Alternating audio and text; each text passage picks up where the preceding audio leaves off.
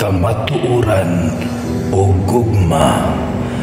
Ang Dios nga Amahan o ang iyang anak nga si Jesucristo maghatag kanato grasya, kaluoy ug kalinaw diha sa kamatuoran ug sa gugma.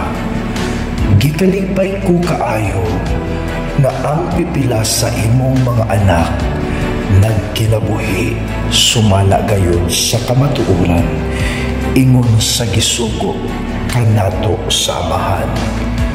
Busa, hangyoon ko ikaw, minahal na ginang, na maghinigugmaay kitang tanan, kining gisulat ko kanimo, dili bagong sugo, kundili dinhina kanato sukad pa sa sinugdan.